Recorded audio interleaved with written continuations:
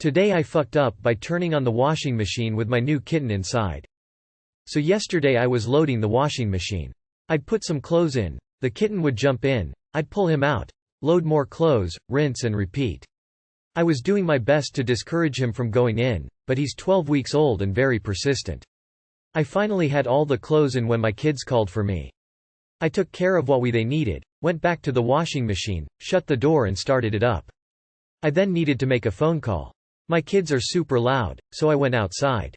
I was careful to make sure the kitten didn't sneak out, but didn't see him. Made the call, no one picked up, so I went back inside. Again, careful not to let the kitten out. Again, he's not there. A bell is going off, but it's not an alarm bell yet. Sometimes he goes upstairs to annoy the other cat. I go in the kitchen to get something for one of my kids, and still didn't see the kitten. He's usually up my butt, so this is weird. Suddenly, alarm bells start going. I remember I shut the door to the washing machine without checking to see if this dumb kitten was inside. I run to the washing machine, front loading, hit the pause button, it's been going for 10 minutes, and rip open the door as soon as it unlocks. I hear distressed kitten meowing and start frantically pulling out sopping wet clothes while I try to find him.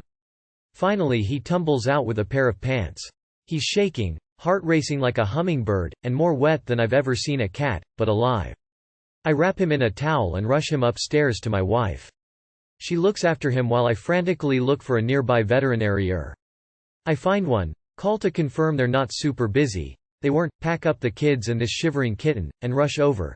$375, including a chest X-ray. Later, we've confirmed the little bugger is totally fine. My wife watched the wash cycle, and the first 10 minutes are super gentle. So he was being held down by wet, heavy clothes, but the spin cycle and detergent hadn't started yet. Another 5 minutes and he might have been a goner. Luckily, the person I called didn't pick up, so I realized the kitten was missing. Too long did not read. My new kitten spent 10 minutes in the washing machine, and is somehow totally fine. Edit. Here's a picture of him about 3 hours after the incident. Legit nightmare fuel. OMG, that happened to my mom's cat, except the dryer. Luckily she heard loud thumps and got her out in time. She was hot and panting, but was 100% okay. Cats are so sneaky. I am glad he's okay. I almost killed my new kitten too. I kept trying to close the dishwasher and it wouldn't budge, so I kept trying to close it harder and harder without ever fully opening it. When I looked down, I was literally choking my cat with the dishwasher. She was hissing, the look on her face was horrible. I let out a scream and pulled down the dishwasher door and she bolted. I thought she wouldn't trust me ever again, but she was fine. Any harder and I would have definitely snapped her neck, suffocated her. I still can't believe that happened. So glad the little baby is okay. When I was a kid, the trailer I lived in had a wood stove and we had a kitten that would lay on it during the summer because it stayed nice and cool despite my protests and trying to keep the little one off of it. The first cold night of autumn arrived, so my father decided to start a fire to warm up the trailer. Kitty jumped onto the wood stove out of habit but leapt off much quicker once the toe beans hit the iron. Never laid on it again after that. Make sure you do cold water. You don't want to ruin his coat. I bet he won't go in again. Today I fucked up by consuming an energy drink. I like energy drinks and I'm no stranger to them. My caffeine addiction began in high school with Mountain Dew, the gateway drug to the caffeine world. I would have snorted it if I found that more effective, but no, it just kinda burns. I've done things I'm not proud of. I've added sugar to Jolt Cola. I've mixed instant coffee into caffeinated water. Amused, yes, but not proud. This context matters for the rest of the story. Since then, I've cut my habit to one sugar-free energy drink in the morning with an occasional soda in the evening. But my caffeine tolerance is still considerable. I may finish the second half of my energy drink after a good nap, to give you an idea. This morning started out like any other, with a new drink from some brand I never heard of and a protein cookie. Both came from a monthly subscription box I enjoy for zero sugar energy drinks. The cookie was not good, but the energy drink was tasty. Within 30–60 minutes of finishing, I felt nauseous. Maybe that cookie isn't sitting well. I wrote it off and had plain white rice with plenty of water for lunch. It got worse. I started trembling and broke out in a cold sweat. I tried to dry my hands and just kept sweating. It was disgusting. I sat at the computer for hours flapping my hands every 5 minutes like a pathetic, flightless dinosaur bird with tiny wings, trying to dry my hands off. Maybe I was getting sick? The trembling was severe and the nausea was so bad that I had nothing but water for several hours. I endured over 8 hours of queasy trembling, sweating, and flapping before a tiny thought started tickling the distant reaches of my brain. Didn't I try a new drink today? I looked at the can and Googled it. Redline Cognitive Candy is stronger than the original Redline and Redline Extreme. Sure, but they all say that. It's just marketing fluff. I try different brands all the time and drink a can a day, so there's no way, right? I kept reading. Redline energy drinks are currently the second most potent energy drinks available to consumers in the United States. I see. It's less potent by volume than 5-Hour Energy, but there's more of it in a can, so it ends up stronger overall. Even better, the protein cookie I had alongside it was so dry that I basically slammed the entire thing in 20 minutes. It wasn't on a completely empty stomach, but that tiny protein cookie was a white picket fence versus the Redline Tsunami. But that's old news. At this point, the restraints are locked in and I'm on this ride until it ends. Class action lawsuit filed over Redline energy drink. According to the Redline energy drink lawsuit, persons who have consumed the product have reported a range of adverse side effects, including, but not limited to, chills, excessive sweating, vomiting, convulsions, chest pains and rapid heartbeat. Wait, this lawsuit is from 2012. Didn't I just read that this new one is stronger than even the extreme version? Side effects of caffeine overdose: trembling, anxiety, rapid heartbeat. Well, this is a first. The effects began to lessen very gradually. By the time I felt capable of eating, I was ravenous. It seemed only appropriate to have Taco Bell like a good little junkie. It was a bright spot in a sea of misery. Sweating: 10 hours. Nausea: 12 hours.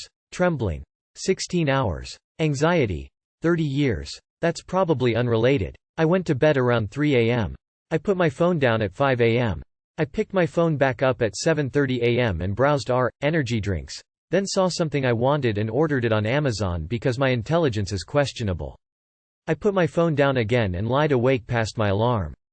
I turned it off and just lied there. Finally, around 11:30 a.m., I entered a half-conscious trance like a Buddhist monk who's gone down a dark path in his life.